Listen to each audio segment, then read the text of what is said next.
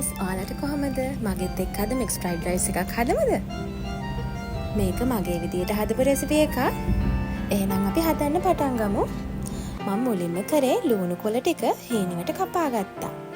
ඊට පස්සේ ඉස්සෝ ටික, දැල්ලෝ ටික, සොසේජ් ටික ඒකත් වෙනම කපා ගත්තා.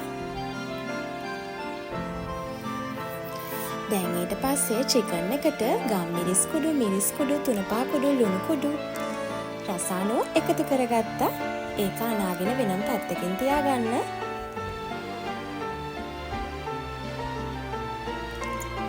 මේ මම මික්ස් ෆ්‍රයිඩ් රයිස් එක හදාගන්න එකතු කරගත්ත දේවල් ටික. සුදු ලුණු, රම්පේ, කරපිංචා, ඉඟුරු, ලුණු, කුරුඳු පොත්තක්, එනසල්, කරාඹු නැටි මේ ටික ඔක්කොම එකතු කරගන්න ඕනේ. මම හදාගත්ත සෝස් එකක් තමයි ඔය තියෙන්නේ.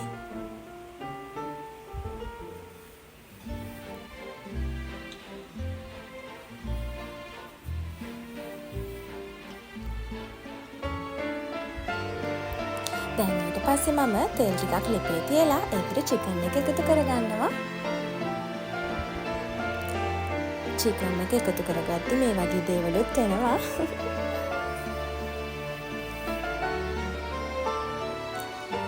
දැන් මම චිකන් එක රන්වන් පාට වෙනකම් බැද ගන්නවා.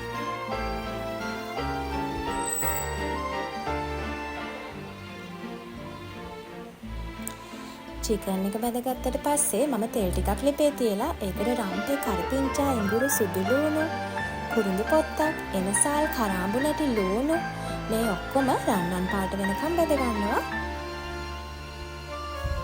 ඊට පස්සේ ඒකටම අයිනකට බිත්තර 3ක් එකතු කරගත්තා. මම මේ කෑම එක හදාගන්නේ සතියකට. දැන් මම ඉස්සෝ, දැල්ල, සොසේජ් මේ ටික ඔක්කොම ලුණු ටිකකුයි ගම්මිරිස් ටිකකුයි එකතු කරලා වෙනම බැද ගන්නවා.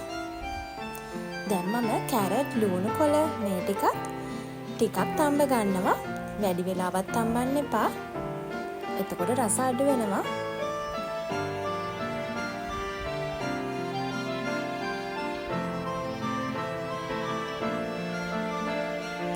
දැන් මම ඒකටම ඉස්සෝ ටික, සොසේජ් ටික, චිකන් ටික, මම හදාගත්ත සෝස් එක මේ ටික ඔක්කොම එකතු කරනවා.